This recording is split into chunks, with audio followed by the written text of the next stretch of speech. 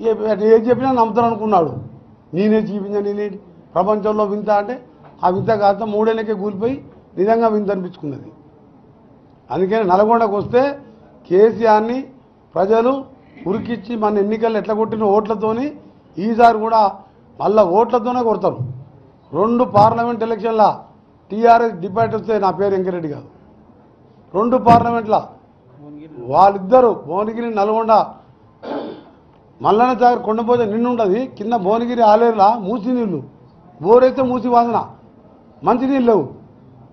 అంటే మా తెలంగాణ కాదా భువనగిరి ఆలేరు?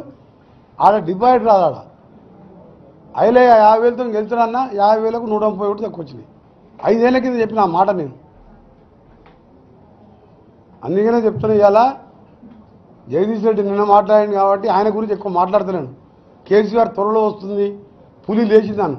పులి లేదు, పిల్లి లేదు, మొత్తం దుకాణం బంద్ చేసుకొని మొత్తం మూటా మూల చదువుకొని స్పెషల్ ఫైట్ రెడీ పెట్టుకుని ఇంకా స్పెషల్ ఫైట్ ఎందుకు రద్దు చేసుకుంటలేడు ఆయన? ఈ ప్రెస్ వాళ్ళు అడగాలి వాళ్ళని పోయి. ఇంకా స్పెషల్ ఫైట్ ఉంది. ఏది కవిత అప్పుడు లిక్కర్ కేసు అప్పుడు తిరిగింది కదా, బెగంపేట ఎయిర్పోర్ట్లో మన హెలికాప్టర్లో పోయినప్పుడు చూసినా.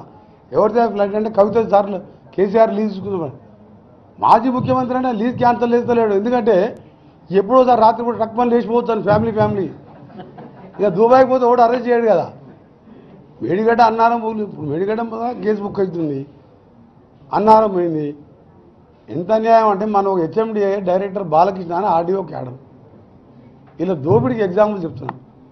నెట్ 1000 కోట్లకు దొరికింది ఒక ఆర్డీఓ క్యాడర్. అంటే ఇక ధరణి పెట్టి మున్సిపల్ మినిస్టర్ ఆయనే, వాళ్ళ కొడుకు irrigation minister, revenue minister KCR దగ్గర పెట్టుకున్నాడు. యానిమల్ హస్బెండరీ చేపలు బోర్లేమో తలసాని శ్రీనివాస్ యాదవ్. ఇక మా గుళ్ళు గోపురాలు తిరుగుతాను ఇంద్రకరణ్ రెడ్డి. పనికిరాని పోటీలో 10 మంది మంత్రులను పెట్టుకున్నాడు. పైసలు వచ్చే పైసలన్నీ ఆయన దగ్గర పెట్టుకున్నాడు, దోసుకున్నాడు. కూడా హెచ్ఎండి డైరెక్టర్ దగ్గర 1000 కోట్లు ఆకు దొరుకుతుందా? ఇలా సోమేష్ కుమార్ది వారం రోజులు వస్తుంది చూడండి, 5,000 ఎకరాలు ఉంది ఆయన భూమి.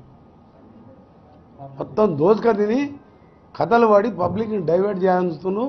వచ్చే అసెంబ్లీలో వాళ్ళ బండారం అంతా బయటపడుతుంది.